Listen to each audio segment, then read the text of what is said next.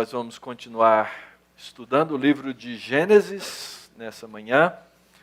Vamos retomar o capítulo 29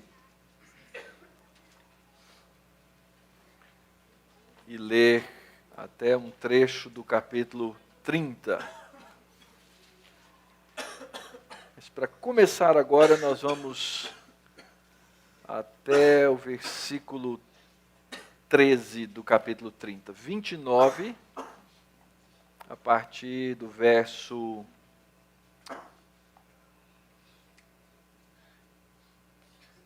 25, ou melhor, 31. A partir do verso 31 até o verso 13 do capítulo 30.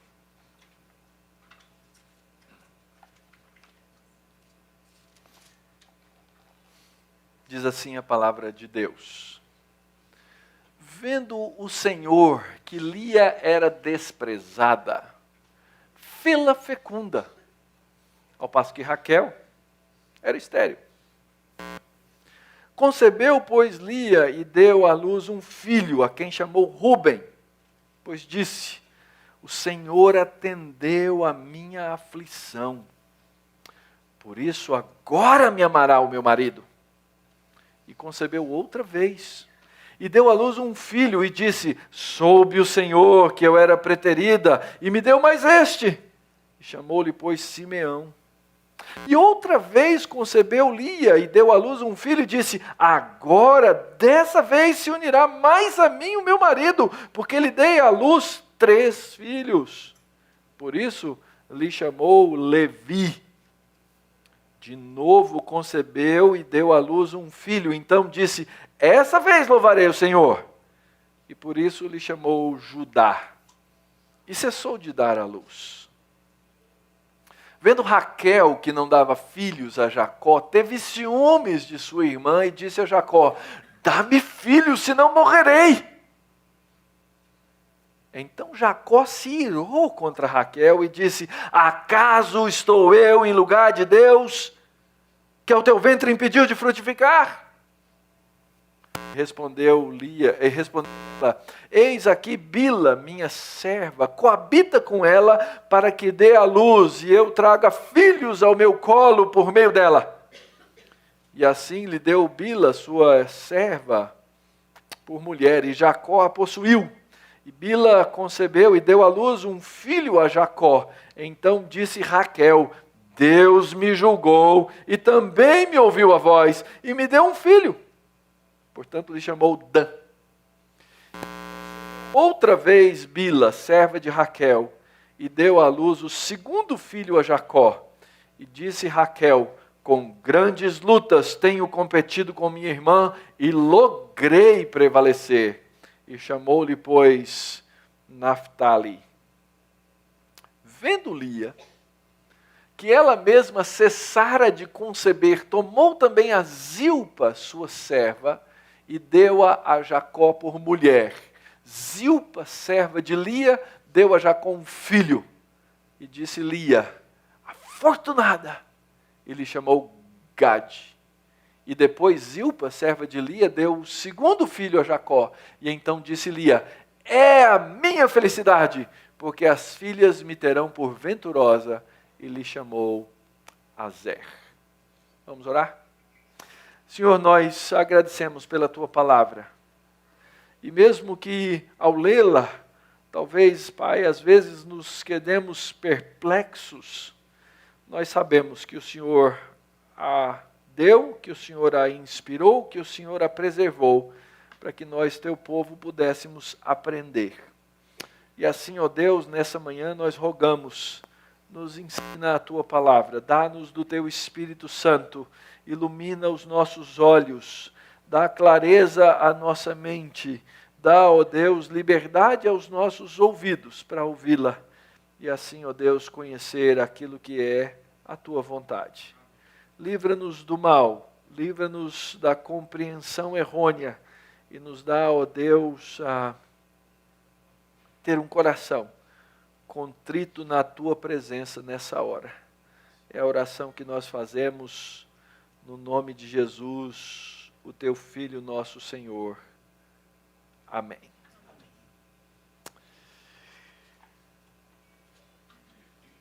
Se você tem acompanhado as nossas exposições de Gênesis, uma das coisas que o livro de Gênesis enfatiza, e nós temos dito aqui a vocês sempre, é que a fecundidade é mão de Deus, é bênção de Deus. No primeiro capítulo da Bíblia, a Escritura diz que Deus os abençoou e disse: sede fecundos, multiplicai-vos, enchei a terra, e assim por diante. Deus, então, para fazer cumprir a sua vontade, Ele capacita o homem para dar prosseguimento àquilo que Ele mesmo intencionou. Então Deus dá ao homem e à mulher a capacidade de ter filhos e ordena ao mesmo tempo que eles encham a terra com esses filhos. A grande pergunta é para quê? E a resposta bíblica, ela é, de certa forma, muito simples. Deus, tendo criado o homem à sua imagem, conforme a sua semelhança, quer que essa imagem e semelhança dele se espalhe por toda a terra. Fruto da sua bondade, porque sendo Deus bondoso e tendo comunicado a capacidade de bondade ao homem, queria que a sua bondade fosse manifesta por meio daqueles que ele criou. Isso é o que nós chamamos de o grande evento da criação na Escritura. Porém, sabemos que na sequência dessa grande história, o homem rebelou-se contra Deus. Deu várias evidências da sua rebeldia e, ao fazê-lo, macula a imagem que ele tem de Deus. É o que nós chamamos na teologia de a queda. O fato de que o homem rebelou-se e resolveu não mais ter fé na palavra de Deus, naquilo que Deus havia dito, e resolveu andar pelos seus próprios caminhos, ou melhor, resolveu andar pela sua própria idolatria. E ele então substitui aquele único em que ele foi feito a imagem e semelhança por um outro. Na verdade, no capítulo 3 de Gênesis, nós vemos o homem entregando a sua fidelidade a Satanás, ali representado pela serpente. Deus, porém, não deixa que isso assim seja, e Deus coloca no coração da mulher inimizade contra a serpente. Quando Deus coloca a inimizade no coração da mulher contra a serpente, Deus começa um processo de restauração do homem, trazendo-o de volta para si, naquilo que nós chamamos de redenção. E desde então, nós estamos andando debaixo do plano de Deus para chegar naquele ponto que nós chamamos de a consumação. É o fim da história. É quando Deus vai trazer todo o seu projeto, todo o seu plano, a clareza dos olhos dos homens, para que nós tenhamos a condição absoluta de ver, não só os crentes, mas também os incrédulos, a ponto dos incrédulos reconhecerem que Deus é Senhor, que Ele é o Criador, que Cristo é Senhor. É por isso que a Escritura diz que todo joelho vai se dobrar e toda língua vai confessar, por boa vontade ou por má vontade, mas vai ter que reconhecer aquilo que é absoluto. E então no livro de Gênesis a história vai se desenvolvendo através daqueles homens e mulheres que Deus chamou para trabalhar com a sua graça incansável. E nós começamos então, alguns domingos atrás, a trabalhar nessa grande história dos descendentes de Isaac. Vimos alguma coisa sobre os descendentes de Esaú, depois veremos os descendentes de Jacó. Alguns capítulos atrás, nós percebemos que aquele homem que é o descendente de Isaac, o filho de Isaac, escolhido por Deus para dar continuidade à história, que ele tem um coração duro. Na verdade, nós encontramos um Jacó que é chamado de quê? De enganador, e que faz da sua vida um comércio. É um cara que vive tratando de negócios com as coisas espirituais. Logo no nascimento, diz que ele já vem tentando e agarrando o calcanhar do seu irmão gêmeo, que seria o primogênito, depois ele negocia a primogenitura, depois ele rouba a bênção, depois ele negocia as esposas. É uma vida de negócios. Jacó certamente é um grande empreendedor. Mas ao mesmo tempo em que nós encontramos esse empreendedorismo naquela alma, nós encontramos até esse ponto da história um homem que não vive ao lado de Deus. Basicamente, vemos um homem que não ora. E nas diversas circunstâncias, ele precisa ser lembrado que Deus é Deus e o que Deus faz, e que ele é fruto da graça e misericórdia de Deus. No capítulo 29, nós vemos que, apesar de Jacó, Deus continua a sua aliança. Jacó encontra uma esposa, do jeito que era para encontrar. Deus faz todas as coisas acontecerem. Ele olha para toda a situação e fala assim: eu sou bom mesmo, hein? Puxa vida, cheguei no lugar certo, na hora certa. Você não ouve uma palavra de oração, de agradecimento da boca de Jacó.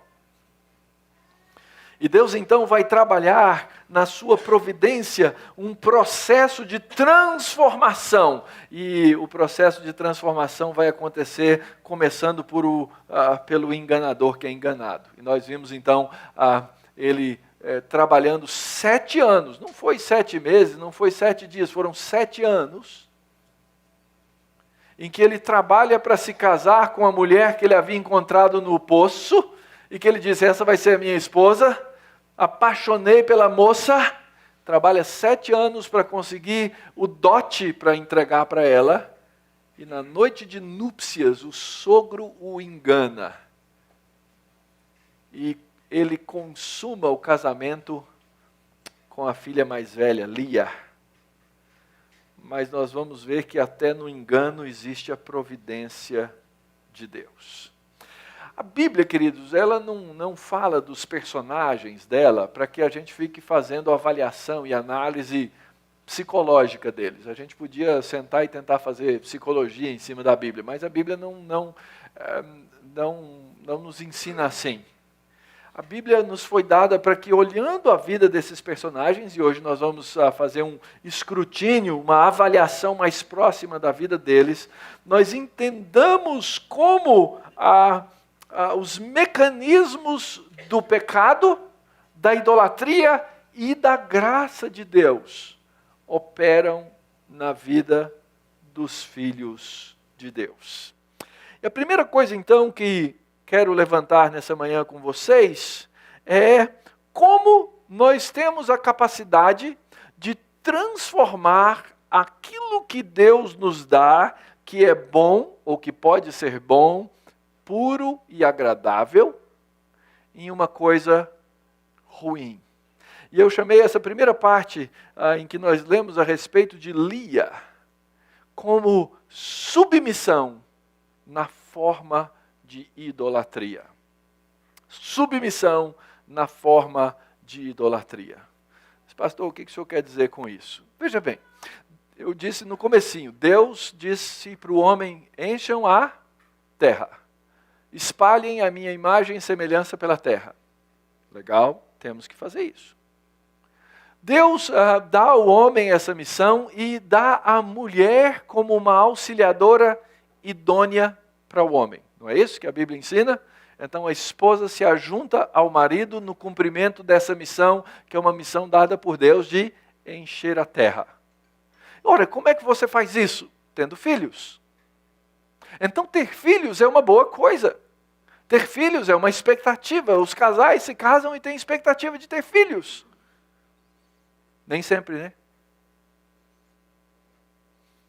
Nem sempre. Nós temos que avaliar o nosso coração nessas expectativas. O que é que Deus quer, o que é que Deus orienta, o que é que Deus diz para nós na sua palavra. Mas o fato é que Deus nos dá essa missão e essa submissão, que é ter filhos, torna-se nesse episódio um ato de idolatria.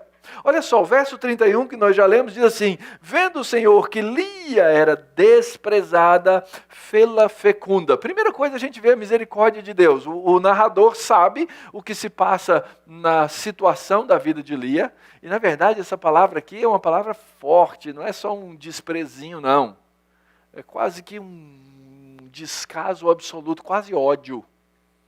Vendo Deus a situação daquela mulher, Deus a faz fecunda. Lembre-se, eu tenho dito a vocês, a fecundidade não é um processo meramente natural. A fecundidade, a vida, é algo que Deus dá. E o texto diz, Raquel era estéril. Lembrem-se, Raquel era a esposa amada.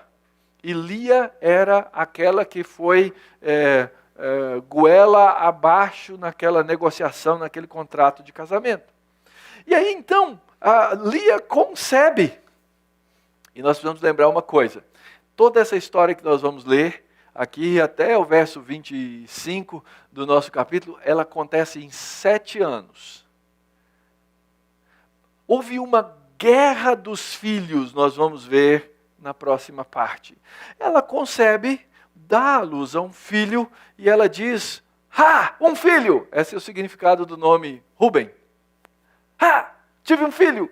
E ela estava celebrando provavelmente o fato de que ela tinha tido um filho antes da outra, que era a esposa amada.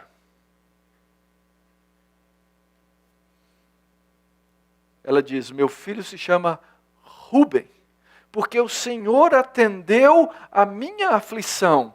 E aí a próxima sentença fala do grande problema na vida de Lia. Ela diz assim, por isso agora me amará o meu marido.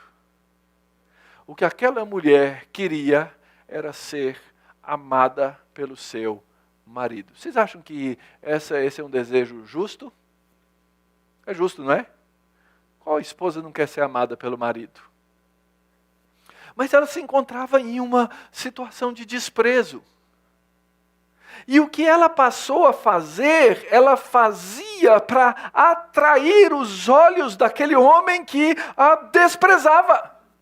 E ela vai correr atrás disso. O verso 33 diz que ela concebeu outra vez, deu à luz a um filho, e ela fala assim, agora Jeová sabia que eu era essa preterida, a mesma palavra para desprezada lá em cima, e ele então me deu mais esse filho, e chamou esse filho de Simeão. E essa mulher não amada, a quem Deus fez abrir a madre, deu agora um segundo filho. O Senhor viu a minha miséria e Deus está fazendo essas coisas.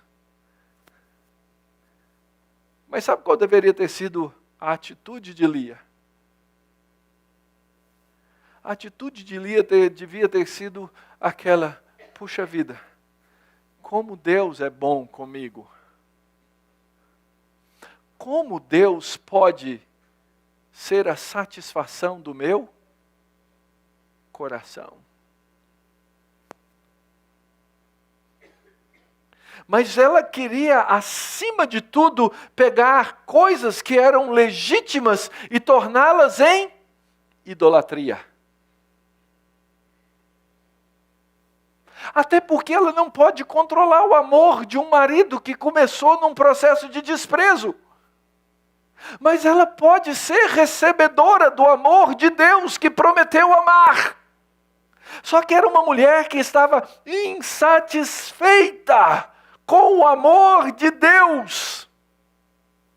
E cada vez então que Deus mesmo, na sua bondade, olha para ela, reconhece que ela tinha aquela situação de desprezo, ela tem um novo filho. Esse chama agora o filho de Simeão, significa o Senhor tem me ouvido, ou quem sabe, ele sabe que eu sou odiada. E é interessante, o primeiro filho Deus viu, no segundo Deus ouviu. Essa ideia, um par de verbos para dizer Deus vê e Deus ouve, mas ela não estava preocupada com Deus. Ela estava preocupada com o marido. E as mulheres podem dizer, marido é um problema mesmo.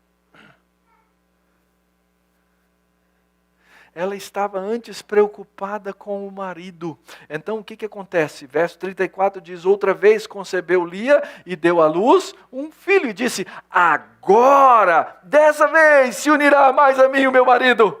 Qual que era a preocupação principal de Lia? O marido. O marido era o foco. Ele era tudo na vida dela. Daria até uma história romântica bonita, se não fosse a revelação clara do pecado de um coração cheio de ídolos. Agora Deus vai me colocar, agora eu vou ficar mais perto do marido, porque eu dei para ele 3 filhos. E por isso então ela lhe chama de Levi, que significa exatamente essa ideia, meu esposo vai ficar perto de mim. Então, a despeito de ter o favor e as dádivas de Deus, a despeito de ter a habilidade de conceber, aquela mulher nunca está feliz. A esperança dela nunca é definitivamente concretizada, porque ela não tem a sua satisfação em Deus. E eu vou dizer uma coisa para vocês, pode ser que o seu problema seja exatamente ter filhos ou não, mas o texto aqui não está nos ensinando só a respeito disso. Ele está nos ensinando aqui a respeito do nosso grande problema de idolatria do coração e dos ídolos com os quais nós queremos encher a nossa vida e que nunca vão nos dar satisfação. Ídolos nunca saciam. Só existe um que pode nos saciar de maneira plena. E a gente vive buscando nas coisas da vida, do mundo, felicidade. E não é errado que eu queira ter boas situações felizes na minha vida. Mas deixa eu colocar aqui uma condição bem concreta. Porque às vezes é difícil para a gente pensar nessas coisas por causa da tranquilidade da vida que a gente tem. Nós vivemos numa sociedade relativamente organizada. Estamos vendo aí um mundo de corrupção na nossa sociedade, gente que rouba, mas nós vivemos numa classe social em que a gente consegue ter as coisas que precisa ter. Às vezes a gente perde o emprego, ganha um emprego, mas a gente continua vivendo.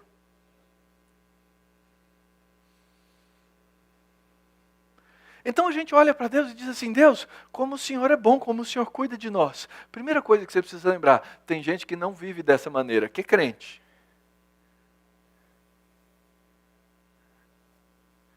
Tem crente na favela. Tem crente passando fome hoje. Tem crente perseguido. A pergunta é o que é que vai trazer consolo e realidade e vida para o coração desses crentes se eles viverem nessa situação? O quê? Deus. E em lugar nenhum da Escritura nós temos a absoluta promessa de que nós seríamos livres de todas essas coisas. E um dia essa situação pode chegar na nossa porta. Quiçá a minha geração, quem sabe a geração dos meus filhos até consiga viver tranquilamente. Quem sabe a geração dos meus netos, não. Quem sabe se levante grande perseguição contra os cristãos. E a pergunta é, no que é que esses cristãos vão ter a sua satisfação? E se a satisfação deles estiver em ter um casamento tranquilo, em ter um marido que me ama, em ter o cabelo liso ou ter o cabelo enrolado?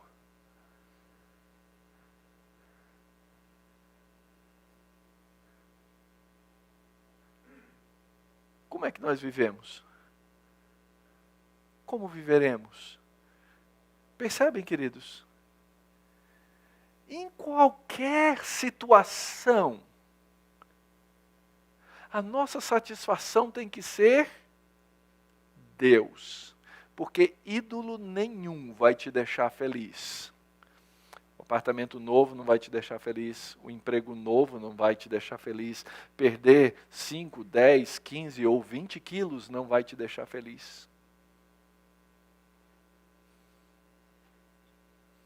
Só que muitas vezes na vida essas coisas se tornam os nossos ídolos. Nós achamos, olha, se eu chegar até esse ponto eu vou ser feliz, e você chega lá e descobre que não é, e Deus é bom até nisso. Porque os ídolos, eles sempre nos cobram alguma coisa a mais. Os ídolos não conhecem graça. Os ídolos não conhecem misericórdia. Os ídolos não conhecem verdadeiro amor. Eles sempre vão te tomar mais coisas. Não importa o que você faça como objeto de idolatria na sua vida, você sempre será cobrado. No caso dessa mulher,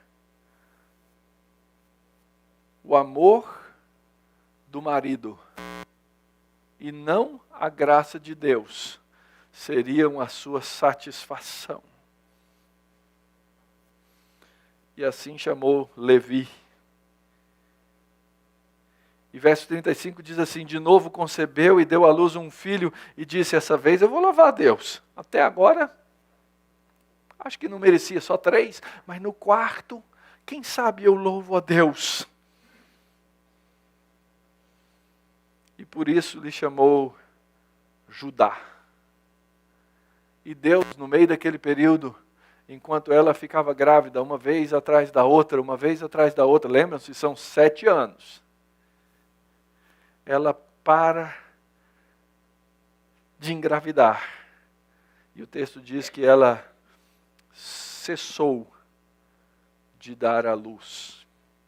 Aí não sabe por quê, mas como no começo do texto diz que foi Deus quem permitiu que ela desse, a gente pode imaginar que Deus agora faz com que ela não dê mais à luz. Outra razão pode ser que Jacó tenha interrompido a sua obrigação conjugal. Ela era feliz com Jacó porque ela dava filhos. Agora Jacó falou, bom, já tenho 4 mesmo. Tá bom. Mas a gente vai ver que essa guerra não para, ou melhor, que essa guerra contra o ídolo, ela se intensifica. A segunda parte do texto vai ter o seu foco, nós já lemos, em Raquel. Lembra? A história de Lia e a de Raquel são concomitantes, elas não é uma coisa depois da outra, estão acontecendo ao mesmo tempo.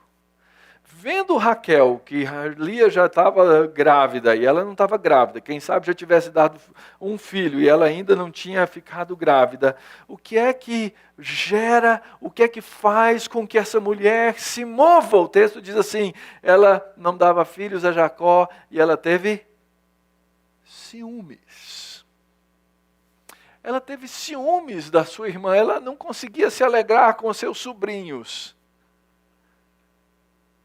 Ela olhava e pensava assim, Deus deve gostar dela, mas não gosta de mim. Agora, o marido gostava de quem? O marido gostava dela. O marido amava a Raquel. Ela tinha o amor do marido e não tinha filhos. A outra tinha filhos e não tinha o amor do marido. E ambas são infelizes, porque ambas estão buscando a sua satisfação e a sua alegria naquilo que não pode nos dar absoluta alegria.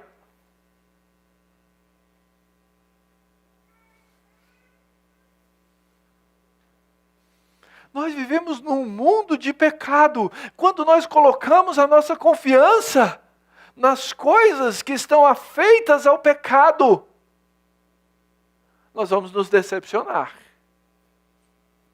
Pode ser uma mulher que tenha um grande amor do marido hoje e esse marido no futuro venha traí-la. Pode ser que eu encontre grande satisfação nos meus filhos, mas os meus filhos sejam levados. Você já parou para pensar nisso?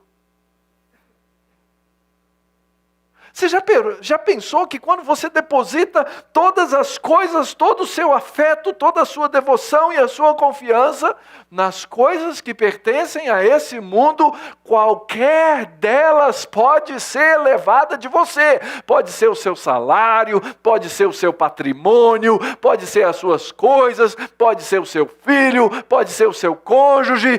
Qualquer coisa na terra pode ser levada.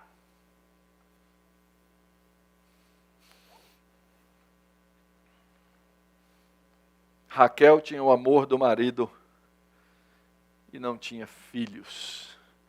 Um dia, ela acorda nervosa, vira-se para o marido Jacó e diz o seguinte: dá-me filhos, senão eu morro. Não acredito que ela estava dizendo que ia morrer literalmente. Mas ela coloca o valor da sua vida em ter filhos. E Jacó, marido sereno, compreensivo, crente, gente boa, vira para ela e diz assim: você acha que eu estou no lugar de Deus, mulher? Cai fora.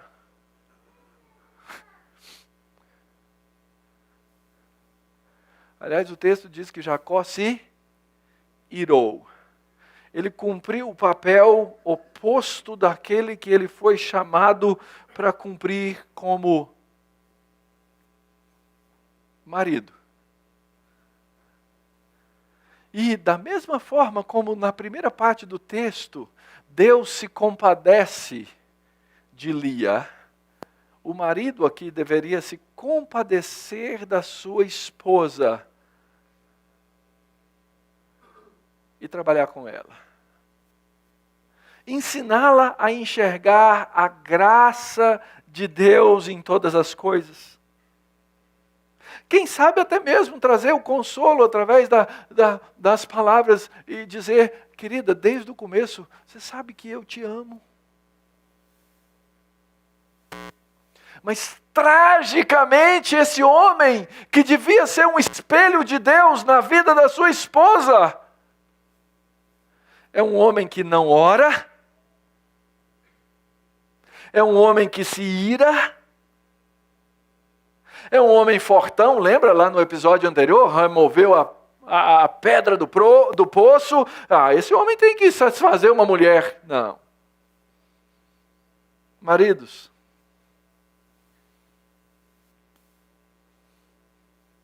ainda que o homem tenha que cumprir esse necessário papel masculino diante da sua esposa, ser líder, ser cabeça, ser forte, proteger a sua casa,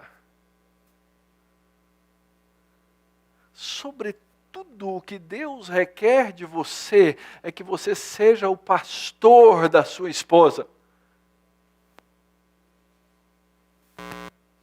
É que você cuide, é que você de fato ame. Mas esse Jacó agora era um homem acabado. Aliás, ele foi motivo de pilhéria, de graça, quando ele foi enganado pelo sogro. E agora que as esposas estão aqui nessa luta, buscando bênção divina, ele devia ser a bênção. Mas esse Jacó, sabe o que ele virou? Ele virou um garanhão reprodutor. Elas tinham interesse no sêmen, e é isso. Dá-me filhos, senão eu morro.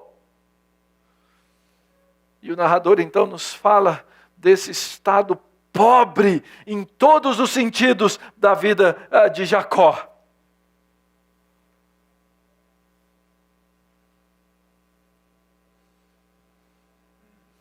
Jacó se ira com a sua esposa. E aí a gente vê a história se repetir. Lembram de Abrão e Sara? Quando Sara não conseguia ter filhos. E eles já deviam conhecer essas histórias todas, tá? Era história de família. Lembra? Vovô pegou e resolveu o problema. Como? Vovó deu a escrava. Vamos fazer o mesmo. E o texto diz aqui, a esposa toma a iniciativa e fala, está aqui Bila, minha serva. Aliás, vão aparecer duas servas. Elas não têm, elas são mera mercadoria, são ventre de aluguel. Não tem nada mais a respeito delas. Elas simplesmente servem para dar à luz. O texto diz assim, eis aqui Bila, minha serva, coabita com ela para que ela dê à luz, e eu traga filhos ao meu colo por meio dela. Ela é um instrumento para a minha satisfação. E assim lhe deu a Bila, sua serva, por mulher, e Jacó a possuiu. Essa expressão é usada aí como assim, ele a usou mesmo. Você vai servir só para isso. E ela concebe, dá à luz a um filho, a Jacó. E aí então Raquel fala assim, agora Deus está do meu lado, hein? Olha só, Deus me julgou. E aquela mulher lá fica tendo filho só para me humilhar, mas não é assim não, meus ciúmes valem muito. Deus me julgou, ouviu também a minha voz, me deu um filho. E chamou o filho de Dan.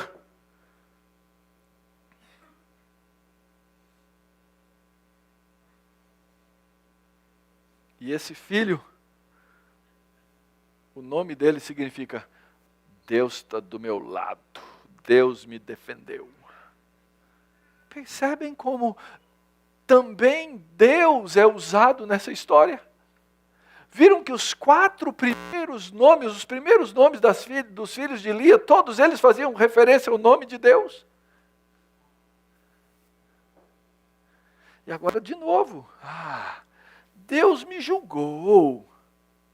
Ele ouviu minha voz, me deu um filho. E de novo, Bila, serva de Raquel, dá outro filho a Jacó. E Raquel olha e diz, com grandes lutas tenho competido com a minha irmã e eu logrei prevalecer. E agora ela chama então esse filho de Naphtali, que significa eu tenho lutado. Eu tenho lutado. E o resultado que ela vê para ela é o troféu. E não era de se pensar, então, ok, a primeira teve 4 filhos, deve estar satisfeita.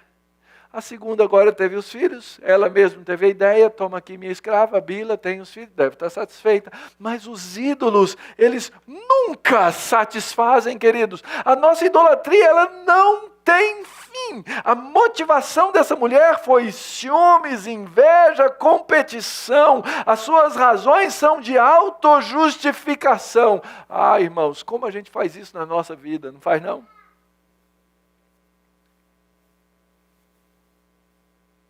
Às vezes a gente faz isso na escola. Eu tinha um colega no seminário, eu não sei o que rolava a química entre nós dois, mas se eu falasse A, ele falava B. Se eu falasse B, era um contra o outro, não adianta, não importa. Chegava ao ponto de dizer, se eu falasse assim, Jesus Cristo justifica. Ele falou, eu sou obrigado a concordar com você. Porém, e era mútuo. Era impressionante. Nós competíamos. Não sei porquê. A prazer dos professores. Não sei. Às vezes a gente faz isso na escola. Às vezes a gente faz isso na igreja. Nós competimos.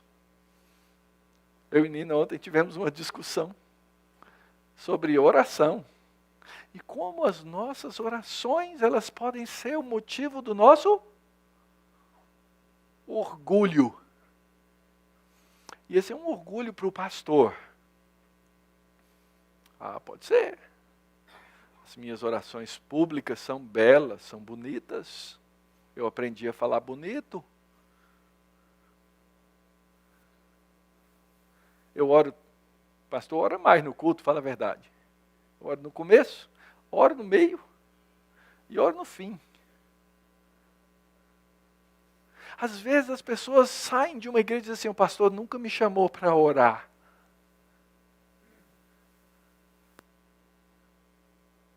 Já parou para pensar nisso?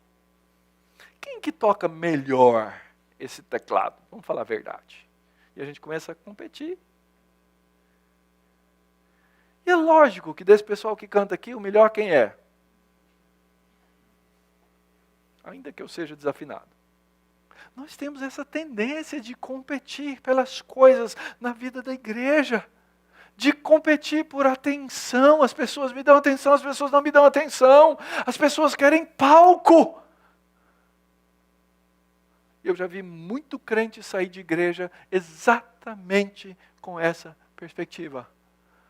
Lá naquela igreja não me deram o palco, não me deram a atenção, não me deram o espaço. Então eu vou para outro lugar porque eu vou ser uma grande bênção no outro lugar. Eu vou levar todo o meu orgulho para lá.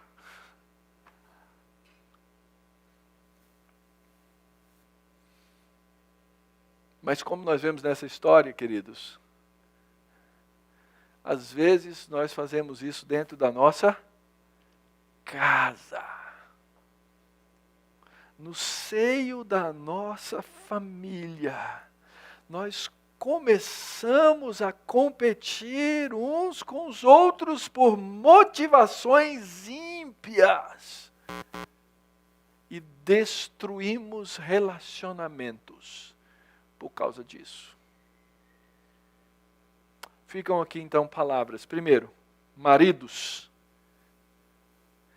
Deus os chamou para serem os pastores da casa de vocês.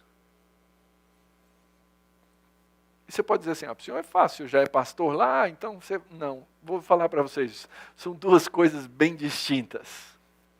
Ser pastor aqui e ser pastor em casa. Bem distintas.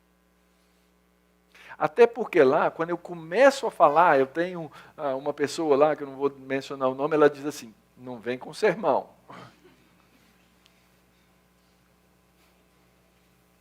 Porque eu tenho essa tendência de assumir um púlpito lá e começar a pregar para todo mundo, nas conversas íntimas. Vocês estão me olhando aí com essa cara por quê, os três? Como assim? E eu preciso ser lembrado que lá eu tenho que ser um pastor diferente. E você, querido, você tem que ser o pastor da sua casa. Você tem que ser aquele que conduz, aquele que convence, aquele que ama, aquele que trabalha, aquele que exorta. Mas para isso você precisa da Escritura, para isso você precisa da palavra de Deus, para isso você precisa orar. Aquilo que Jacó representou, que não era nesse texto. Senão nós podemos criar uma guerra. Esposas, cuidado com o que vocês estão buscando na sua vida familiar.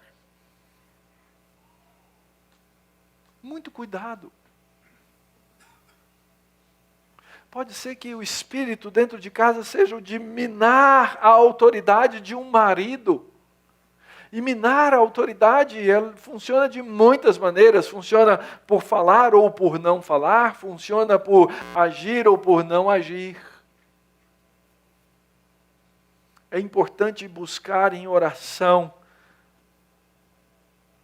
o espírito da missão que Deus dá para a sua casa ao lado do seu marido.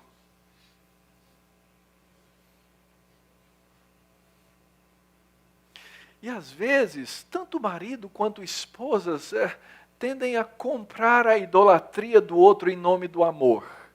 Já viram essa situação? Então vamos supor que esse marido quer tanto isso na vida. Ele almeja tanto que a esposa diz assim, eu vou ser sua auxiliadora na sua idolatria. E vice-versa. Eu vou ser o seu auxiliador na sua idolatria. Porque eu vejo aqui, minha esposa nunca está satisfeita, ela nunca está feliz. Então, porque ela nunca está feliz e satisfeita, eu vou agora trabalhar para satisfazer a idolatria dela. E aqui não tem uma guerra dos filhos, mas a mesma lição serve para os filhos. Aliás, mais tarde, essa guerra dos pais, ela vai se mostrar claramente na guerra entre os filhos. Vai ser triste, vai ser muito triste. Sejam sábios, um lar sem líder gera guerras. E então o mesmo episódio continua e diz que Lia viu ela mesma cessar de conceber, tomou a Zilpa, ela viu na outra, falou, a outra fez, deu certo, vou fazer a mesma coisa, deu a Jacó por mulher, Zilpa, serva de Lia, deu a Jacó um filho. E disse Lia, agora eu sou afortunada. Porque ela entrou na guerra dos ciúmes. Deu o segundo filho a Jacó, então disse Lia, ele é a minha felicidade. Ou a filha que ela teve. Sabe por quê? Porque as mulheres vão olhar para mim e dizer assim, puxa vida, eu queria ser igual a essa mulher. E aí então, o primeiro se chama Gade, boa fortuna, e o segundo se chama Azer, as mulheres me chamarão de feliz. Lia começou a ser movida, lembra, no começo ela começou desprezada, e agora ela é movida pelo mesmo ciúmes de Raquel. Ela continua competindo. E a história então, agora nós vamos continuar a ler, ela caminha para nos mostrar que os ídolos não saciam. Ídolos não trazem felicidade, queridos. Os ídolos são bons em nos enganar com a felicidade. Quem sabe se eu tiver coisa X, quem sabe se eu tiver coisa Y, eu vou ser pleno, eu vou ser feliz. Não se enganem. Diz o texto assim, foi Rúben no dia da ceifa do trigo. Olha só, Rúben nasceu, foi o primeiro que nasceu. A história toda leva quanto? 7 anos. Rúben já estava mais para o fim, devia ser um menininho, ok? Rúben foi nos dias da ceifa do trigo e achou mandrágoras no campo e trouxe-as a Lia, sua mãe. Então disse Raquel a Lia, dá-me as mandrágoras do teu filho. E respondeu ela, achas pouco teres levado o marido? Tomarás também as mandrágoras do meu filho? E disse Raquel, ela te possuirá essa noite a troco das mandrágoras do teu filho. À tarde, vindo Jacó do campo, saiu-lhe ao encontro Lia e disse, essa noite me possuirás, pois eu te aluguei pelas mandrágoras de meu filho. E Jacó, naquela noite, coabitou com ela. Lembram lá no começo que eu falei que era uma vida de negócios? Então agora Jacó virou marido de aluguel.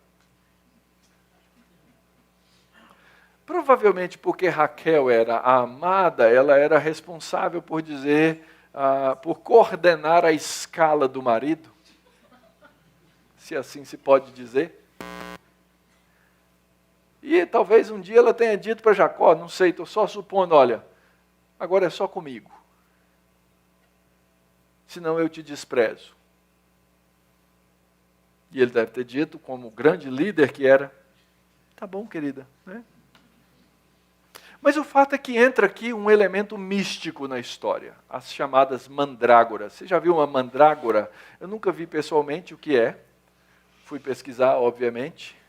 Se você quiser saber, assista Harry Potter. Certo? Tem uma cena de Harry Potter em que existem uns bichinhos e tal, que são umas plantinhas, e aquelas são raízes de mandrágora. Não é a planta, mas é a raiz. Quando você arranca a raiz, elas parecem uma pessoinha, costuma ter 2 pernas, etc. Essa raiz, tem gente que hoje associa a tal da mandrágora a outros tipos de raízes, como ginseng, maca peruana. Eu recebo todo dia um e-mail sobre a maca peruana. E são associados à fertilidade, são associados à potência sexual, e aí o menino acha mandrágoras. Pegou, levou para casa. Mãe, olha o que eu achei. O olhão dela regala. Opa, estou com sorte. Aliás, vários deuses da antiguidade ou deusas eram associadas a essas raízes e faziam rituais de fertilidade com essas coisas. Lembre-se, Raquel vive na casa de Labão junto com Lia e eles são místicos na sua vida religiosa. Então, alguém vai abrindo para mim aqui, porque isso é um mistério. Eles são místicos, são idólatras, eles têm deuses. Mais tarde nós vamos ver a história de Raquel, quando Jacó sai da casa, ela faz o quê? Ela leva um ídolo escondido, porque eram as coisas que eles acreditavam. Então chega com as mandrágoras, Raquel fala o seguinte, olha, me dá as mandrágoras do teu filho. E Lia fica brava. Imagina esse relacionamento dentro de casa, como é que não era, né? Você está querendo o quê, mulher? Já levou o marido. Não deixa ele mais vir aqui na minha tenda. E Raquel faz de Jacó um marido de aluguel. Não, você me dá as mandrágoras, eu deixo ele dormir com você essa noite.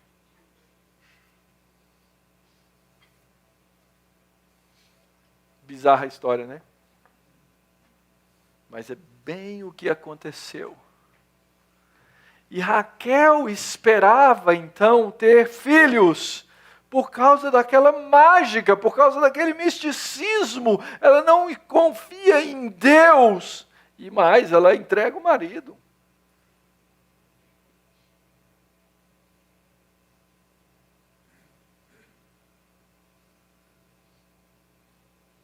Eu fico imaginando a cara de Jacó quando ele chega em casa à tarde.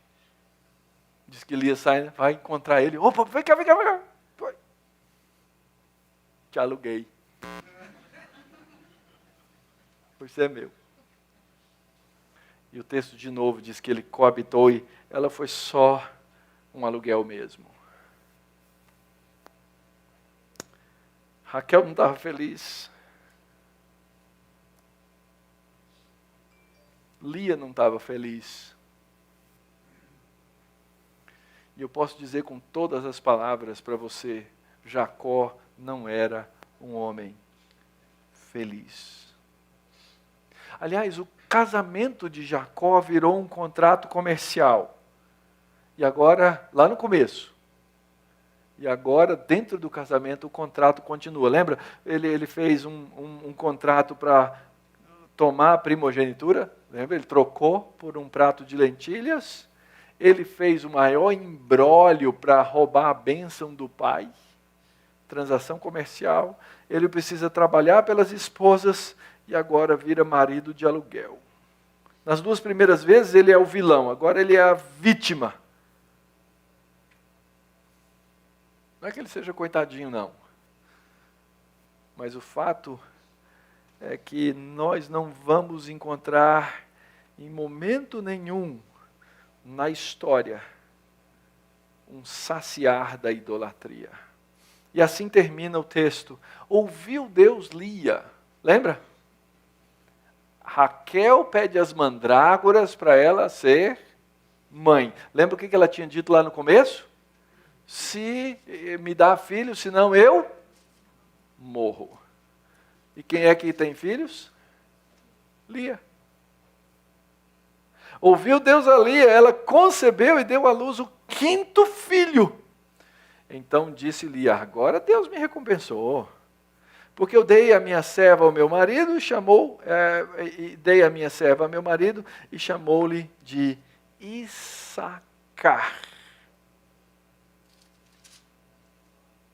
E aí vem a história dos nomes de novo. Deus me ouviu porque eu aluguei o meu marido.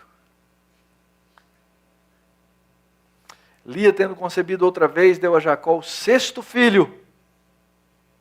E disse, Deus me concedeu excelente dote. Dessa vez, meu marido fica comigo, porque eu lhe dei 6 filhos. E chama o filho de Zebulon, que significa, Deus me deu uma dádiva, um presente. Verso 21, depois disso deu à luz uma filha e chamou-a de Diná. E agora quem é que se torna desprezada? Raquel. Então Deus olha para a desprezada, verso 22, lembrou-se Deus de Raquel. Lembre-se de uma coisa, queridos, Deus não esquece. O texto está nos mostrando a situação momentânea de cada um dos personagens. Deus então agora olha para Raquel, ouve-a e fez de Raquel finalmente fecunda. Ela concebeu, deu à luz um filho e disse: Deus me tirou o vexame. A pior coisa para mim era não ter filhos. Aliás, ela tinha dito: me dá um filho ou eu morro. Sabe o que vai acontecer? Ela vai ter ainda um segundo filho. Está no nome do primeiro. E no parto do segundo filho, ela morre. Cuidado com o que você diz, alguém diria, né? No parto do segundo filho, ela morre. Mas ela diz, Deus me tirou o vexame e lhe chamou de José.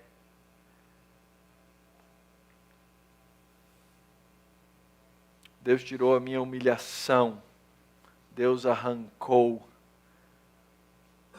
E o nome José é uma esperança. Que Deus me acrescente ainda um outro filho.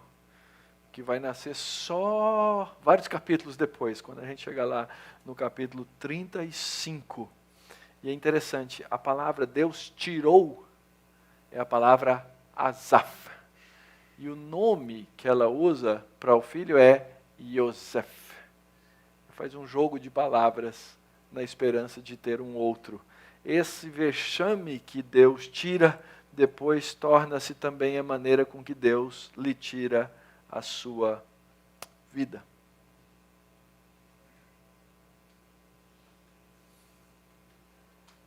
Ídolos não saciam. E aí, pastor, o que o senhor faz dessa história todinha agora? O que nós podemos fazer diante dela? Primeira coisa que a gente aprende, queridos, é que esse texto nos fala de uma série de relações que são confusas.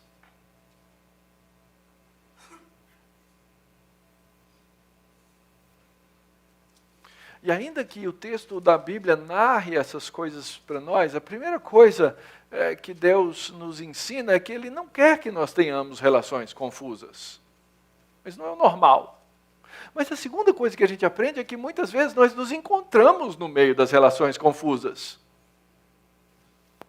E no meio dessas relações confusas, nós precisamos entender os nossos papéis e discernir os nossos papéis bíblicos e acertar esses papéis na nossa vida.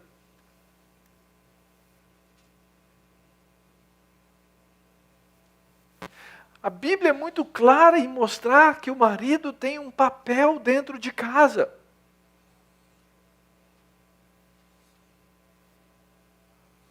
E que Deus te chamou para ser pastor. Deus te chamou para ser cuidador. Deus te chamou para apacentar. E você precisa desenvolver a voz do pastor dentro da sua casa.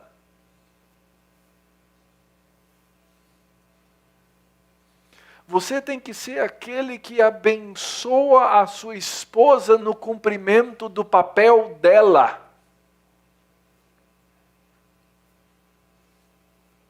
Você não foi chamado para ser um gerente doméstico com um chicote na mão.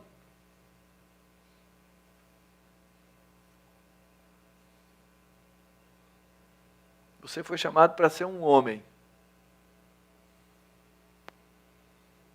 que, à semelhança de Cristo, estará pronto para morrer pela sua esposa.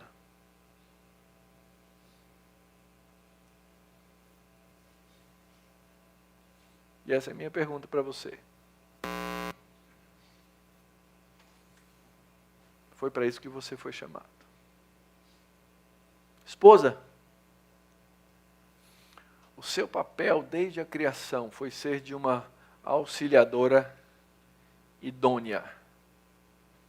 E depois da queda, o que acontece com todos nós, homem e mulher, é sempre querer assumir o papel do outro. Porque na queda nós tentamos assumir o papel de Deus. Então nosso coração se torna confuso. Esposa, ajude o seu marido a ser seu pastor.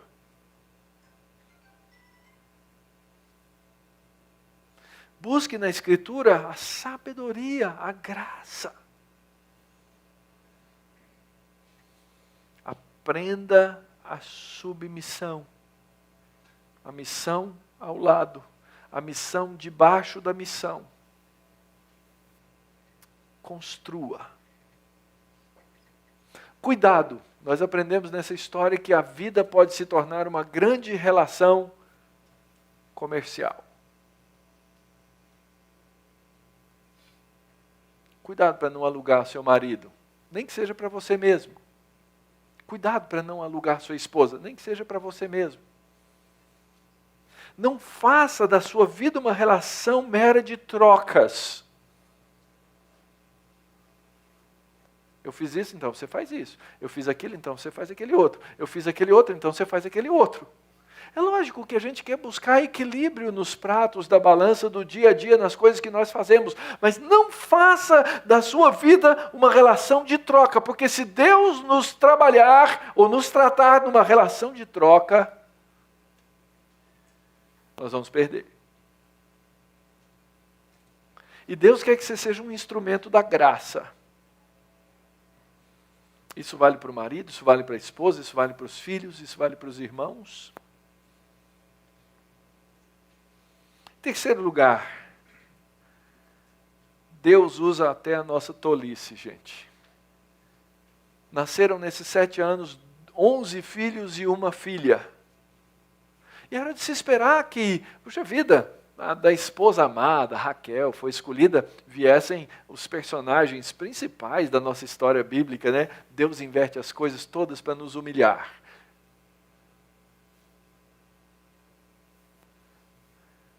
E o grande salvador do povo, alguns anos depois, quando eles saem do Egito, é José.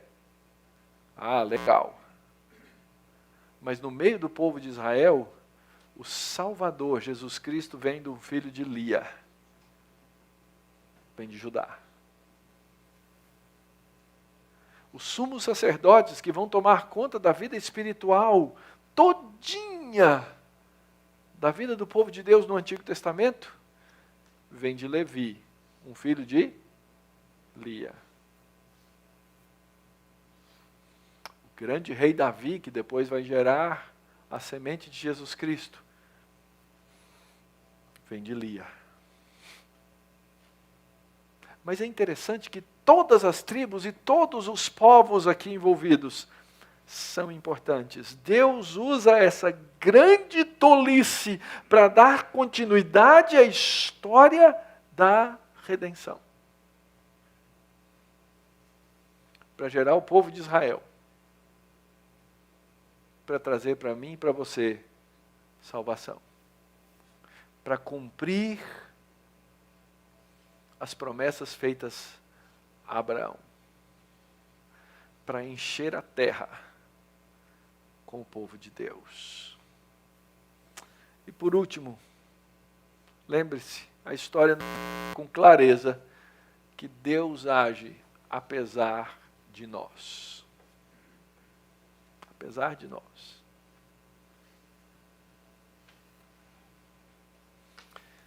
E eu quero chamar você, hoje nós vamos participar da ceia do Senhor, que é esse grande momento, essa grande representação, esse grande retrato da graça de Deus sobre nossas vidas. E a Escritura diz que para nos aproximar dessa mesa, nós temos que nos examinar. Então, o exame que eu quero chamar você hoje a fazer é o exame das suas idolatrias. Quais são os seus ídolos? O que te deixa triste, infeliz, insatisfeito? O que faz você chorar tem certos dias?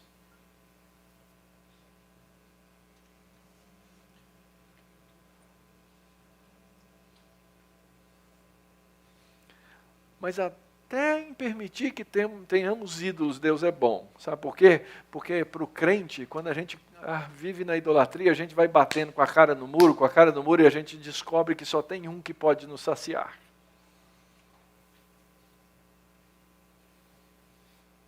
Porque você não vai encontrar satisfação em mais nada. Pode ser que você encontre uma alegria aqui, outra ali, mas se você pegar a satisfação que você encontrou e transformar num ídolo, esse ídolo vai te cobrar.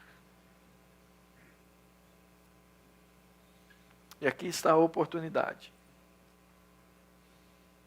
de sermos completamente saciados. Cristo Jesus.